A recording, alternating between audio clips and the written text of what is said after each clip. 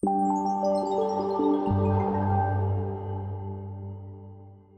we're back to a brand new episode of the Dreamer Comics podcast, where comic book dreams become reality.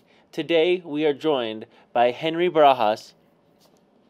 Thank you so much for coming on the show. Dude, thank you so much for inviting me. It's an honor. I've been watching a lot of the episodes when I can, and they're really informative. And I'm one of those kinds of guys that really loves like his comic book history. So it's almost like you're speaking directly to me most of the time. Yeah, so. I mean that's what the goal is to kind of inform people how to like what happened, like how did certain things get to be, because I feel like as a fan I would hear all these stories from like secondhand and stuff like that, so it's cool to like be like, oh, I know that person, they've done this and they've done this, and like, did you see this thing where they actually were able to make this character? How did Wolverine come to be? How did like that stuff is stuff of legend, and to kind of get it out there is really cool. No, that's cool. Like, I really appreciated the Valentino episode because I think a lot of the times when there's like image like documentaries or places when we look back, we don't really get to see a lot of the other players that were involved. We see a lot of like Todd and Rob and Jim, but like the other guys are, I don't know if they're just like cut out or they're just not, they don't get enough play in my opinion. So I finally, it was cool to finally see Jim Valentino be able to elaborate, and I get to, hear about his background, because I really didn't know much about him. Yeah, absolutely. Shadowline, and you know that part, but you didn't know that he was one of the seven, and what his books would always come out on time, and how Shadowhawk came to be, and like all this stuff, and that's all crazy, and I think that's just some of the magic of this show. Yeah, totally. I mean, I don't think he gets enough credit, because he discovered Nick Spencer, Robert Kirkman. Yeah, Kirkman. He's discovered so many people. So, but no, I really appreciate your show, and I'm very honored to be here. Of course. Well, let's talk about you, Director of Operations over at Top Cow. Yeah, no, it's a cool job. It's really a job that I've always wanted my entire life as a kid. And yeah, I'm the Director of Operations. I started off as the Operations Coordinator, and going on my 3rd year at Top Cow, going on my 3rd San Diego Comic-Con with them, going on my 10th year going to San Diego Comic-Con. So it's a really important time, and it's cool that my job is kind of reflecting where I'm going and where I'm at in comics. And for those of you that don't know what Director of Operations means, in comics it means you kind of do a bit of everything. Yep. We're a pretty small, tight publishing corridor of Image Comics. Top Cow was founded 26 years ago. The founder was Mark Silvestri, so it's also, it's an honor to work with Mark and Matt Hawkins. So, yeah, I'm really lucky to be where I'm at right now. That's awesome. I mean, it's amazing that you've been there for 3 years. So, like, a day-to-day operations, like, what are you doing there? Are you making sure books get done? Are you, like, looking at editor stuff? Are you making sure books get shipped? Are you making sure, like, Comic-Cons are set up? What's your process? So, I mean, it's a little bit of all that, I get to come in, and I started off doing more of the social media aspect, so I handle the day-to-day social media, the Top Cow Facebook, Twitter, Instagram, all those various profiles, answering as many questions as I can. There's a lot of folks that are very passionate about the characters, and the books and the creators, so I try to help them, answer some questions, get, sometimes their collections are missing with a certain issue, and I try to help them find that or piece, or try to help them understand what we're doing. Now, I also get to work a lot of the comic book conventions across the country, so I'll go and set up those shows and speak with a lot of fans that are passionate Top Cow or comic book enthusiasts. I get to check out the books. I get to do like the day-to-day meetings with Matt and our editor and our production manager. I do a lot of like graphic design, create a lot of ads. I do the press relations as well. So a lot of the press that we've been getting for the last 2 years is something that I've overhauled, and it's been something that I could do because I used to be a journalist, and I used to write about comic book news and interview creators for ComicsBeat.com. Oh yeah, I remember. Yeah. So I did that for about 4 years, and if it wasn't for that experience, I wouldn't be here. The person who discovered me for that was Heidi McDonald. So, Heidi, if you're watching, thank you for helping me. So I do the press. I also have the 2018 for me has been trying to break into the library market. Mm-hmm. So I've been talking to a lot of ALA libraries. and Yeah, ALA. That's I'm going to do that show hopefully soon, or one of those. And like they do like an annual show, then they have these like quarterly shows. I didn't get to go this last time because I was at Denver Comic Con, but there was a really awesome Mosaic Award, like a graphic novel literature appreciation award that Denver Comic Con. It was their inaugural awards ceremony, and they invited a lot of librarians, and there was a lot of key players that work with ALA there. So it was a really cool experience to get that face-to-face time because I never really thought about libraries, you know. Yeah, they're and huge supporter of comic books, and they buy a lot, and a lot of people check out books through there. Right, and it's just a completely different beast. Of course. You know, the direct market is, you know, the lifeblood of comics, and typically with the direct market, you see a lot of people that have like either a history with certain comics or order what sells. And with libraries, it's all about circulation, and a lot of the times librarians are not as they're not picking to sell. They're picking just to, you know, to have that eclectic collection. Of course. They want to have that everything where people can go in and be like, I heard about this. Where can I find that? It's, right. Your library has it. Yeah. Like, when's the last time you went into your library? You exactly. Should go check it out. Exactly. And I think, you know, over the years we've had an explosion of comic book stores come up, and then, you know, with the economy the way it is and the way it's going, there's always that uncertainty, and there are more libraries and communities than there are in comic book stores. Yep.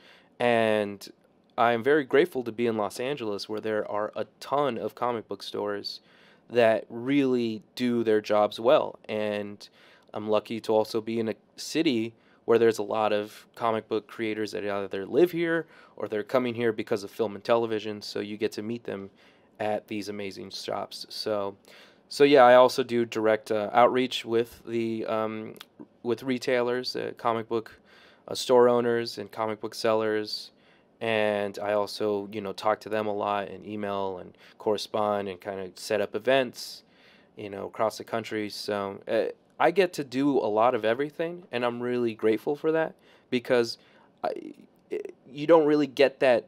You never get to see how the sausage is made. Yep. You know. And you get to figure out that you get to make the sausage. Yeah. You're like, you figure out the formula to make stuff happen and Right. see how stuff actually gets done. So it's really cool to see that. So whenever you're talking to retailers, you know, whenever you have a new book coming out, what's the process like to make sure the retailer can order as many copies as they can? Well, there's something called the Diamond Previews catalog. Of course. It's like a giant phone book. Mm-hmm.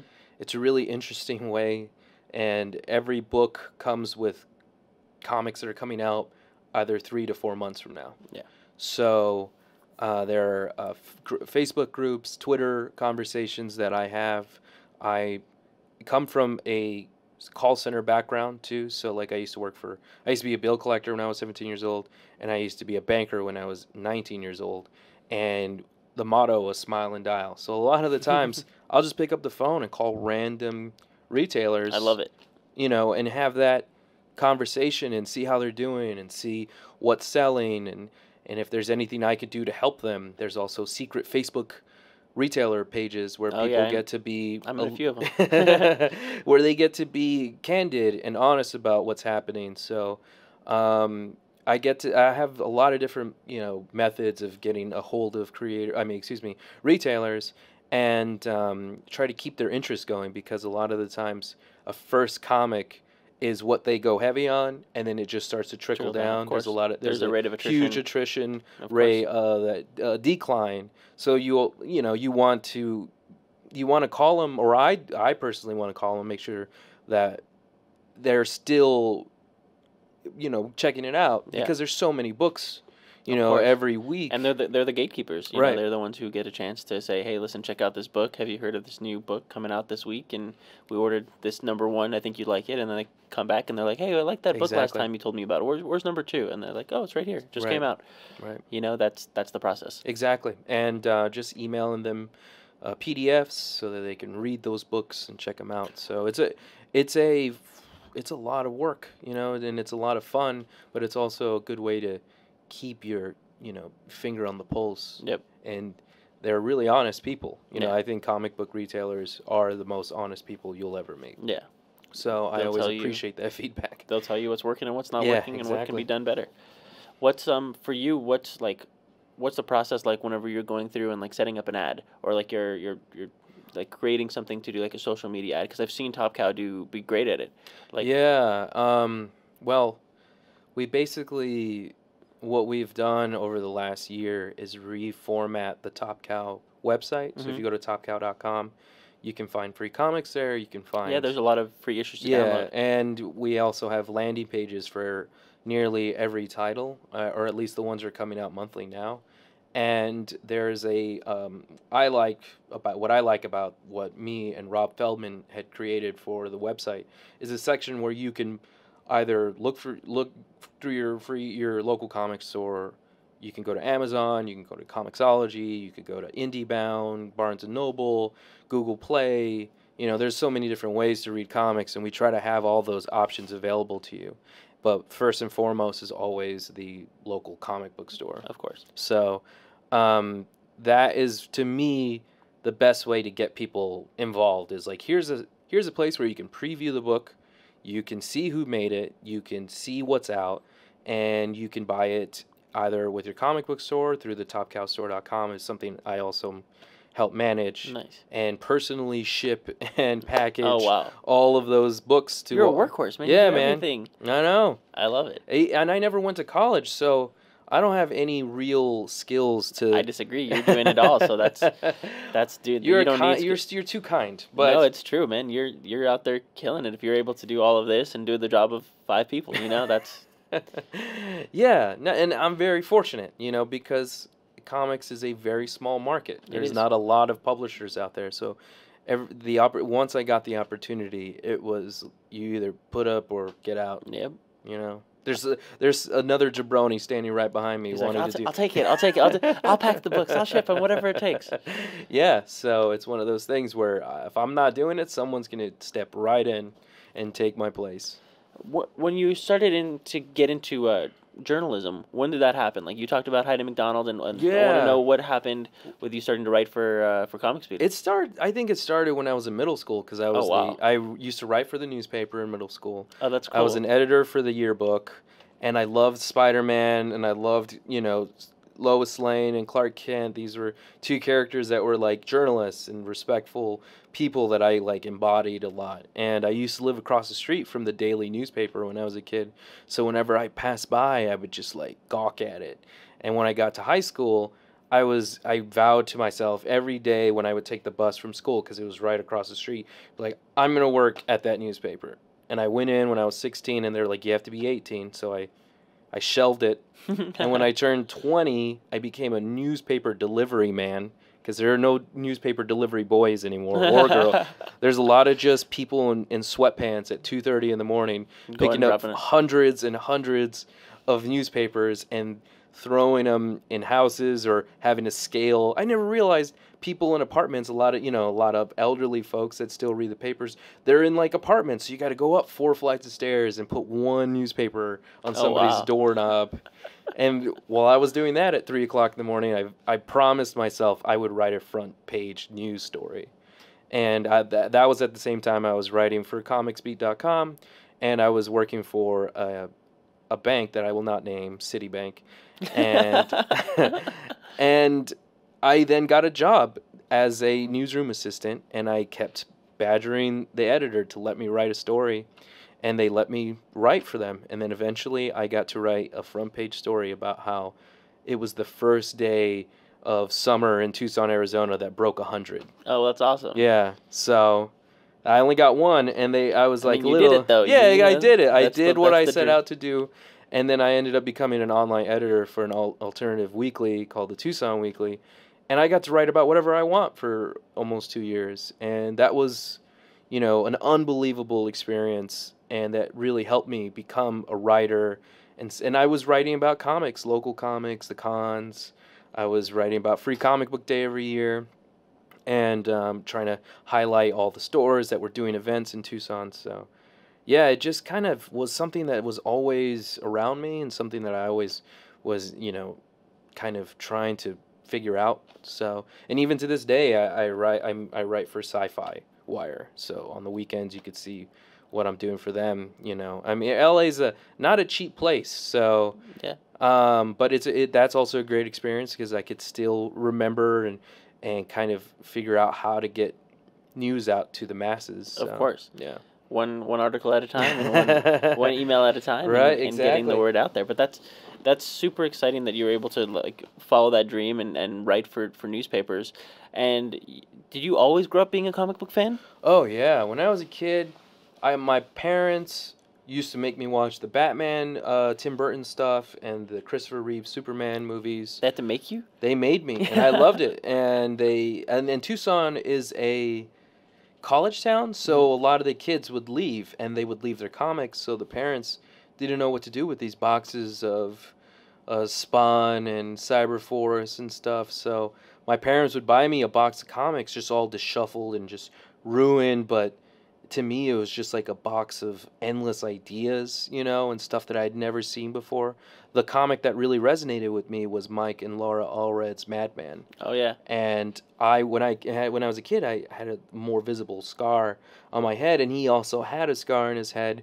So I kind of saw myself in Madman, and it was unlike anything I ever seen before. And he was just so intriguing, and the stories that they told, those like psychedelic, like Bowie, you know, Stooges kind of like references and stuff that kind of opened my eyes to all that. And yeah, I mean, I love the superhero stuff. Yep. And I would read a lot of Image and just random comics. And to me, then was comics were comics. I wasn't really focused on a certain company or a certain character because You love that. I would inherit just a box of random stuff. And then one day, my parents just showed up with boxes of Wizard magazines. And I would just read these about comics that I would read about comics that I thought I'd never touch. Yeah. You know, and I would read about cons that I thought I'd never go to, and I would like know who was the top 10 artist and writer, and I wanted to write for Wizard growing up. Yeah. And I think that was what helped me, you know, push for journalism and helped me stay in comics. That's cool. Yeah. That's crazy because you found a way to do both with Wizard. I mean, I wish Wizard was still around doing that. Well, I heard they're coming back, right? I don't know. I don't know. You might know more than I do. I might, you know, if I get a chance, I would love to write like something for the magazine if it ever does come back. But yeah, me too. I think that's like that's where you used to go to get all the news back in the day, and like they used to have all the good stuff because they'd have all the like in-depth interviews with the top creators and anything that was new and hot coming out. It's like that's where you'd go to find out about it. True. And it would come with like, you know, rare comics, rare cards, everything, DVDs or, you know, CD-ROM stuff. So yeah, that was what kept me in comics. How did you get in comics? How did I get in comics? Well, for me, I think it's a little bit different because I think as a kid, I was like reading like Simpsons comics or something like that. Oh, cool. But I didn't even picture them being comic books. And then one day I was at a Barnes & Noble, and they had like a spinner rack there. And so I picked up an issue, and I just begged my mom to get it for me. And she told me that she was like, "No, Omar, go like put this back." And then the store clerk is like, "Oh, come on, you got to get it for him. The kid wants to read. Let him read." And she's like, "All right, fine." And so I read it, and I got home that night, and I read it like cover to cover, and then like I read it again, and then like I was like, "Oh, I have to go back." And the next issue comes out like a month later. Right. So I was like, as a kid, like whenever you're like 8 years old, a month isn't the same as like a month to us now. Like it's a month, eternity. Exactly. It's like a whole like month. Like it's like 1/8 of your life at that point. And so it was such a long time. Like, and so I was like, okay, well, I want to get back into this. So I found out there were whole comic book stores, and like my mind was blown because I was like waiting a month at a time, and then all of a sudden I found the stores, and I was just like, okay, now I can go dive deep and start picking up full stories, and I just kind of ran with it. That's great. Yeah, I used to go to a local it was also across the street from the newspaper, the daily paper in Tucson. I used to go to a Circle K every day because my dad was an alcoholic, and he would get beer every single day, and I would go with him just so I can just rifle through the comics area. And I remember being heartbroken that like when they stopped selling them. I know. You know, it was just one of those. And then I eventually found comic book stores, and if it weren't for like stores like Fantasy Comics and Heroes and Villains and Our Galaxy and Charlie's Comics, I wouldn't be here. But, Yep. Charlie Harris, who owns Charlie's Comics, he's the one that gave me my first San Diego Comic-Con badge. Oh, that's so cool. And he gave me my first Phoenix Comic-Con badge. And if it weren't for him, 10 years ago giving me these passes, I would probably wouldn't be here, or it would have taken a little longer. Yeah. But that's how it works, It's so interesting because someone has to kind of be like, actually, this is your thing now, And you're like, oh, this is my thing. I didn't realize that it was my thing, Right.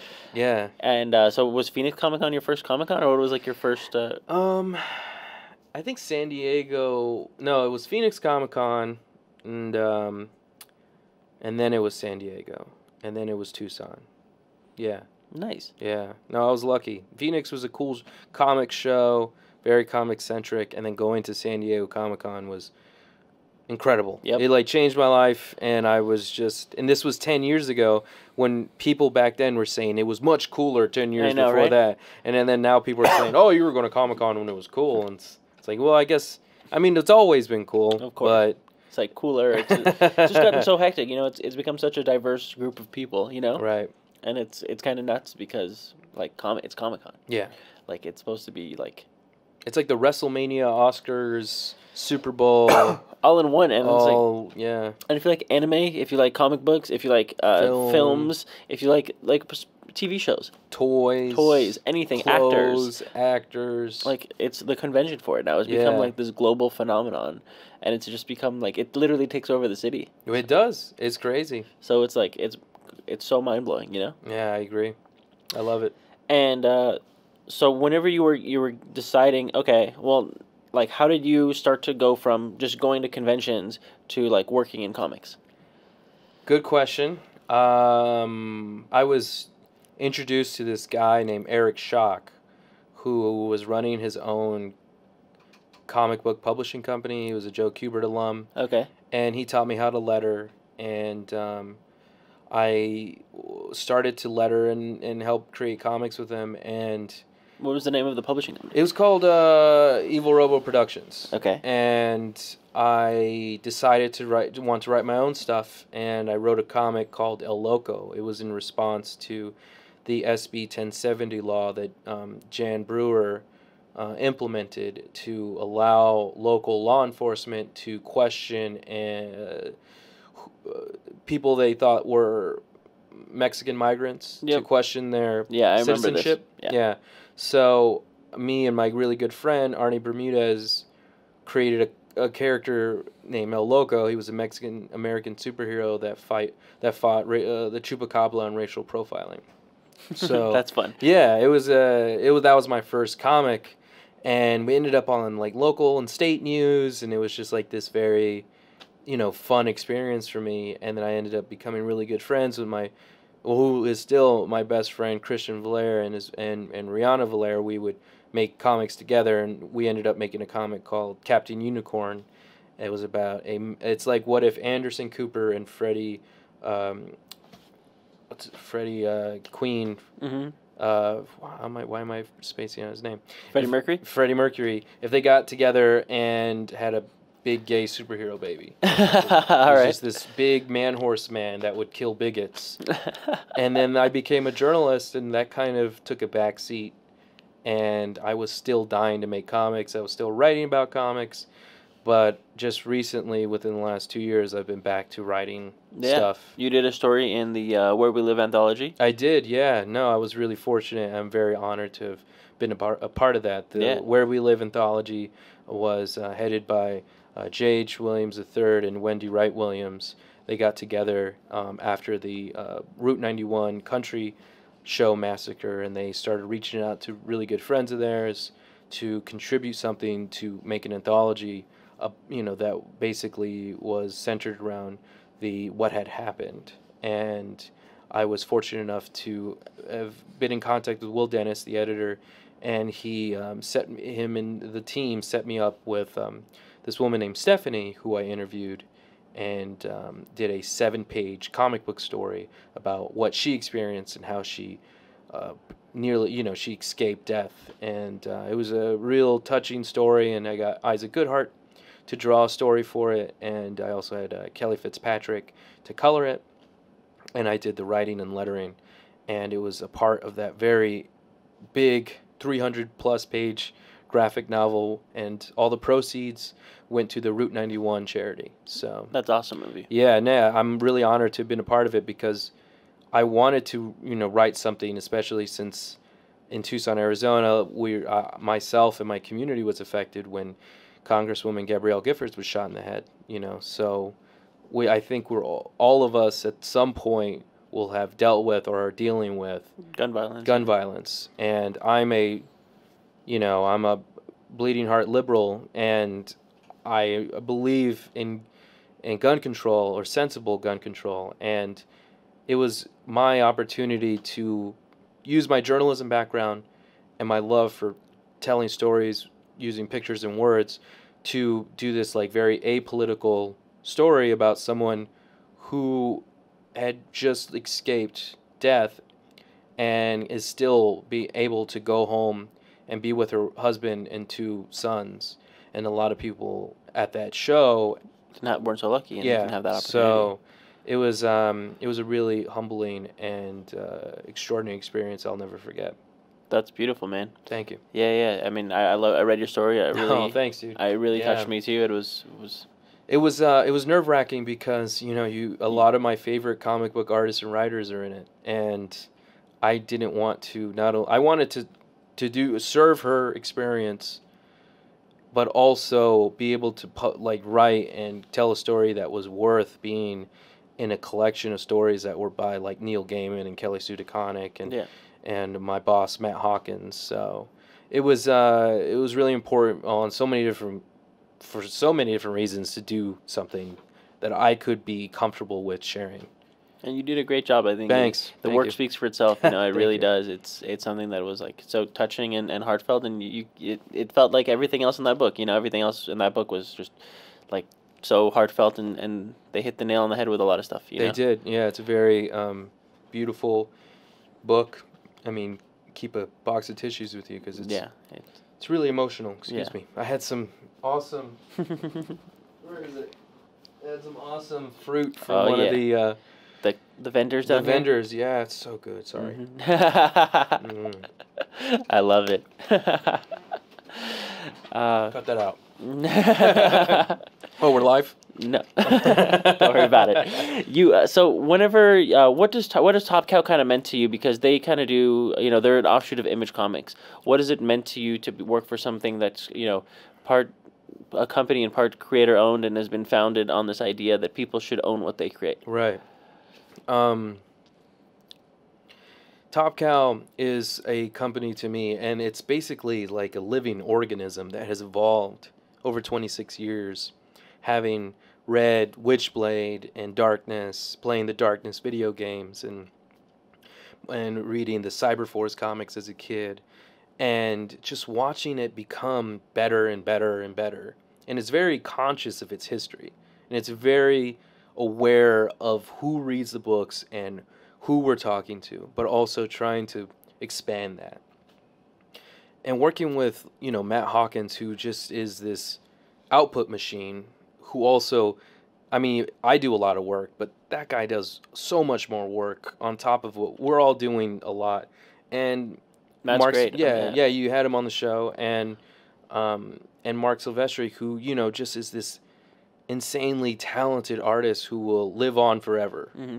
And being a part of that imprint is really special to me. I mean, if you look back at the history of Top Cow and see who's worked for Top Cow, you could still see them working to this day. There are so many artists and writers that are working for Marvel and DC. No, it's true. I mean, there's Cena Grace we've had on the show. Hannibal Taboo was a Top Cow talent winner who's been on the show. I know Rob Levin used to be there, Seek Donnelly, Vince Hernandez. So many people have gone through Top Cow, and they're so good at finding and cultivating talent, and really just giving people their start so they can move on and go and find another place to be. Yeah, and it's great that I get to work in tandem with Image Comics and Skybound, because, it's just such an amazing energy to be a part of this time. This, after 25 years, we're in being a part of this this moment in indie comics is really special, and I am very grateful for the experience, and it's an honor to go above and beyond with people that are constantly trying to do their best work. Yeah. And regardless of any preconceived notion on what character it is or what you're doing, because what people are reading, they're not reading like a character that's been around for like, 70 years. There's a lot of like life and a lot of vigor in what Top Cow puts out, and it's very eclectic. Yep. And it's very diverse, and it's an honor to be a part of all that. Yeah. It really is. It's something that's so cool. You get a chance to work in comic books. Yeah. It's a dream. It's a dream come true. I mean, I've had so many jobs in my life. Yeah. And this is by far my dream gig. I love it. And if it doesn't work out, I'm just going to be a valet driver. No, you'll find something else you love to do too. It's going to work out. I think it's going to work out. I think you're doing it. And so what's you've written for journalists and you've written for the Where We Live. Do you have anything else that you're working on right now, or are you working on pitches? Or I'm working on some pitches. The main thing that I'm very passionate about right now, I'm doing a graphic novel called La Voz de M.A.Y.O. The Voice of M.A.Y.O. is what it translates to be. It's about my great-grandfather's political activism in the early 1970s. He helped the last Native American tribe be recognized by the federal government and by the U.S. government under the Carter administration. He and a team of people helped this tribe who had been in Tucson forever, as long as at least the early 1800s, and he helped them maintain their property, their land, and their integrity as a native people. And for some reason, that information was never documented in a proper way. Oh, wow. So I am finally putting that experience and their work into a comic book. I was inspired by John Lewis's March. That was just such a moving, beautiful piece of work about his life and his time in the civil rights movement into present day. So I wanted to do that for my great-grandfather, and his name is Ramon Jauregue. So we start off with me taking him to his last march to keep Mexican migrant families together, and then going into his early political activism and his time in World War II as a sniper, as a Marine sniper. So Jason Gonzalez is going to write, he's going to draw. I'm writing and lettering. He's drawing and coloring the book. We want to have it out on Columbus Day as a statement for Indigenous people, and it's very important for me to depict Latin, Mexican people of color, and more importantly, Native Americans in a positive light when at this time they are not. Yeah, they're anything but that.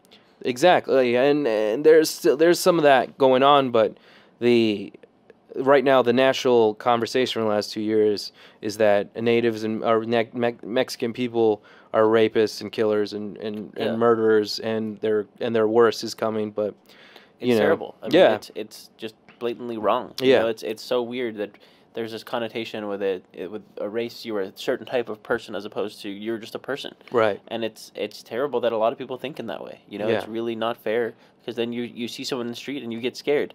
That's why you have like so many like shootings that are just by accident. Just violence. Yeah. So people just don't understand. People are scared. Right. Right. Well, anyone could be scary. Definitely. And everyone can be fine. It's not about the color of the skin or anything like that. I agree. Yeah. I think it's amazingly cool the way you've chosen to honor your grandfather and tell his story. And did he tell you this story growing up? What was the process?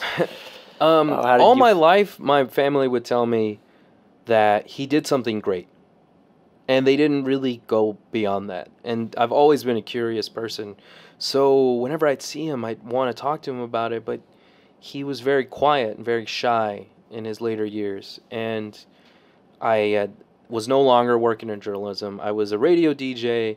I was What haven't you done? I know. And when I was, I just didn't have like steady income, and I got to a point where I didn't write a single word for a year, and I needed to go back into that, and I had this epiphany to do a story about my great grandfather. My mom and I drove out to see him in his, broken trailer, and he gave me all these documents that my uncles and my cousins all had gathered for him, and I was astonished at what he has done and how poorly it was documented. So it was important for me to take all that and tell a story. And I was originally going to write a novel, but I realized that this could be a comic. And after reading March, I was I was very inspired and a little disappointed in myself for not doing that first. But I'm really lucky, to have been teamed up. Matt Hawkins, my boss, is the one who teamed me up with Jason, and Jason and I are churning through it, and we're very excited to show people.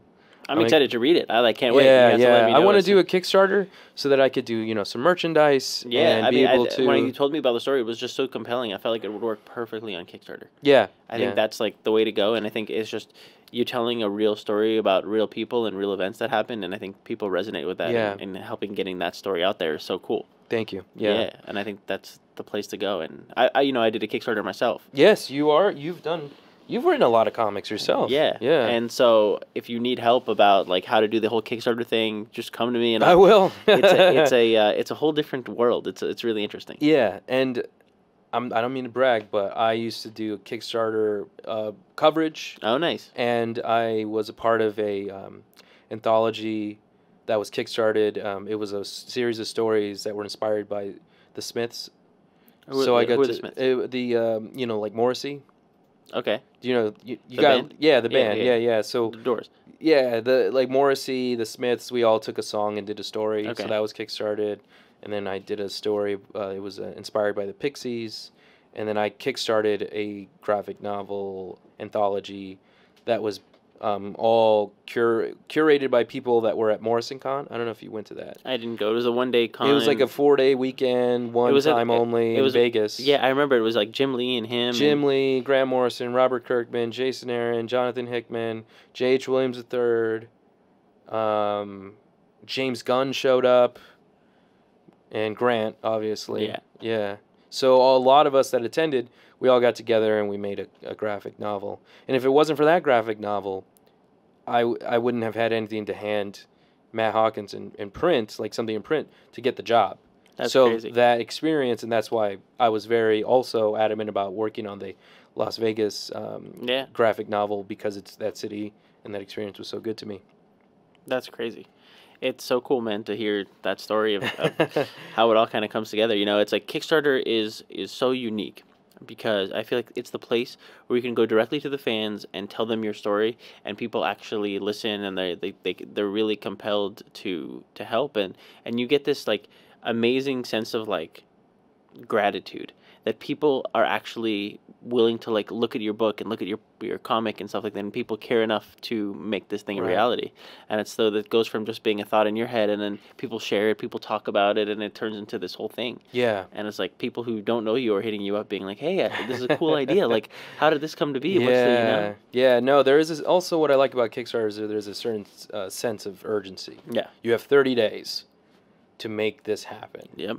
So there's every day you're just watching the clock. You're watching the clock and you're talking to people about it. Right. I think, I firmly believe that any project you do has to get it out there. Right. If you just put it on Kickstarter, those are the ones that fail. If you just put it there and just say, hey, listen, people are going to come to it, it's not going to work out. Right. You have to tell everyone, hey, you remember that guy you met at the bus stop one time who you've ended up being Facebook friends with? Tell him about it. You got to remind him. I haven't talked to him since I was friends with him. Doesn't matter. I mean, you have to go up to go after the the CEO of Warner Brothers. Go after whoever. Right. Go after from the lowest person to the highest person. Talk to everyone and everyone about it. Oh yeah, definitely. If there's anything, I'm a shameless person. Yeah. So. No, I mean just smile and dial, man. Smile and dial. Oh, you gotta bring it. Nice. Gotta go full circle. You're a good listener. So I wanted to ask you real quick. What are you reading? Like, what is a comic book thing that you've got going on? my favorite ongoing comic, is Stray Bullets by David and Maria Lapham.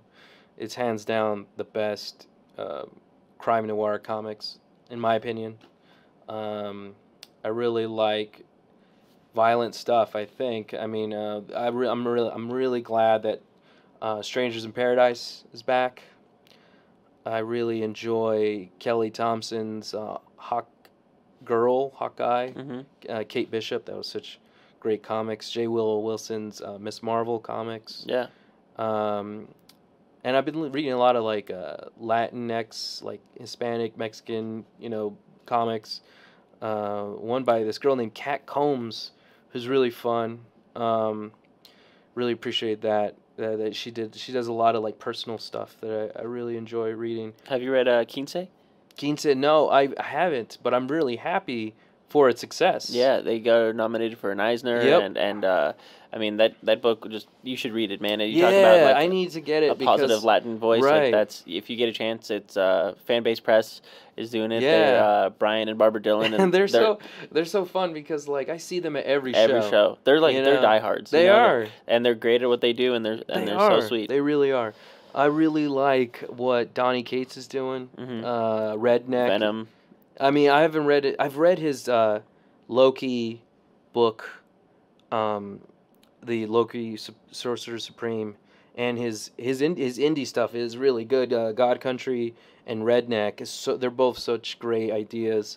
I also, because I've been so involved with libraries lately, I've been checking out stuff I normally wouldn't read. Like, now I can afford to read Marvel stuff. I mean, not to say that it's expensive or anything, but I can't afford to buy all that stuff. So I have this app on my phone called Hoopla, where I get to check stuff out, and I'm just reading on my phone. I've been burning through Jason Aaron's God of Thunder, his Thor run. It's, oh my god, dude! And I've been really into. I've been reading a lot of and listening to a lot of audiobooks.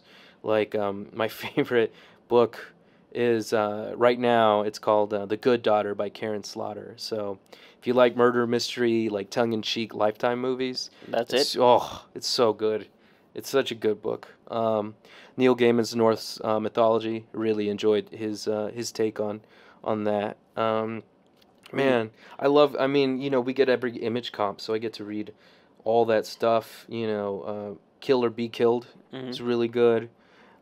Sex Criminals. I love Sex Criminals. Bitch Planet. Yep. It's so good. And Saga. Such an amazing story. Can you clear up one thing for me? Because I know they have Bitch Planet, and I think it went for 10 issues, right? And then they did Bitch Planet triple feature. They did the anthology. There's an anthology in the middle, and then there's triple feature, and that's its own series? It's basically, just an anthology by other creators. Okay. Yeah. Is it still ongoing after that 10th issue? Well, what's funny about them is that they're kind of making comics on their own time. Yep. I know Kelly Sue just started working on she started working on some DC stuff, and I think that's kind of probably absorbed some of her time. But there's some other stuff that came out recently that I'm really into. The new Witchblade by Caitlin and Roberta and Brian and Troy. They're really killing it with that. I really appreciate it. I mean, I'm reading every Top Cow book not because I have to, but because I really enjoy the stuff that we're putting out there. Paul Jenkins is killing it on God Complex. Really good book. And if you like romance stuff, Matt Hawkins, Swing. Yeah, I love Swing. Really, basically, he really kind of just evolved as a writer, with that. And what else am I reading? I did mention Stray Bullets. I read the Muhammad Ali Dark Horse book that came out. That's a really beautiful book. Nice. That's so much. My pick of the week has been from Aspen Comics. It's been Fathom. I went back and rereading the original Volume 1 from Michael Turner's run. Yeah, and some beautiful stuff. And getting a chance to go and see that story and how it's interesting because that story has had such a lifetime. Has been through so much and means so much to so many people, and it's still so prevalent today as it is from back then. I mean, I'm a fan of pretty much every comic book company, and I really love I really love that they've stuck to their guns and they're publishing the books they want to do, and now they're finally really developing a big following, and I'm glad The Phantom is back. Ron Mars is supposed to be Ron writing Mars that. is writing it. Ron Mars is on everything. I feel like he's killing it. He's a busy dude. He is a busy dude. He did Demigod, I think, for IDW, and I remember him from his Green Lantern run for the. That's how I was introduced to his work. Yeah, I had a comic book podcast called Redcon, and he was the first guest. Oh, nice. Agreed to do it.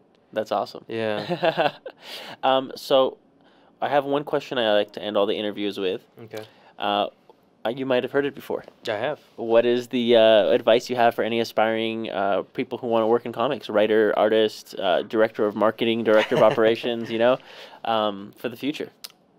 Stop calling yourself aspiring writer and artist and be a writer and artist. It's my biggest pet peeve lately is reading people's bios and they see they're an aspiring writer or aspiring artist, but they feel really comfortable calling themselves a gamer. Yeah. Make comics. Yeah. That's the best thing you could do. Do it without shame. Do it for yourself. Don't do it for the market. Don't do it because you want to be in Diamond. Don't do it because you want to write Spider-Man someday.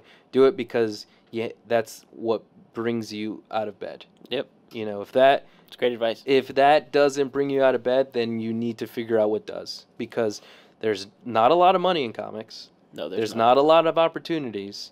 There's a lot of pain and suffering and love and frustration and hope and fun in it, but it's a long journey. After 10 years, I finally have done something with Image Comics, and that was a long road. Do other stuff. Don't just read comics. Don't just consume that. You need to. I like to tell people to read prose and read how people dialogue and watch film that that has nothing to do with superhero movies. Now that film and television is totally consumed, you can fill your time with superhero stuff. Yeah, constantly. Like step away from that. You can go watch all the Marvel movies and watch all the DC movies and you could do a DC movie or a Marvel movie every week, and then you'll be watching the brand new one. And go to cons, be cool, be nice, respect everyone, be nice to everyone. I've tried my hardest to be nice to everybody. You've been so mean to me. I have not. No, I know. No, but it's true. Like, you never know. Like, I've tried to be nice to everybody because you never know who's going to be the director of operations. You never know who's going to be an editor. And you never know who you can just say, hey, listen, I want to do this thing. Hey, can you help me out? And it's so interesting because it's such a small community that one day you're working for somebody and then one day somebody's working for you. Right, So right. And I try my hardest to never burn a bridge. And that's my best advice. Be cool, be nice, be respectful, keep an open mind. There's a lot of different types of people in comics. Make comics and have fun, because you're going to be working so hard and you're going to be sleepless and broke, and you have to enjoy that moment, moment that it hits paper or it's online, and just be cool, man. That's my best piece of advice. I love it for everybody. Where can people find you on the internet? I'm usually on Twitter. I'm on Instagram. On Facebook. I do a lot of that. You can find me there. That's the best places to find me. Twitter. Just look up my name, Henry Barajas. I love it. Well, thank you so much for spending the time and letting me stop by. I'm very happy to be here. Yeah, it's a pleasure to have you on.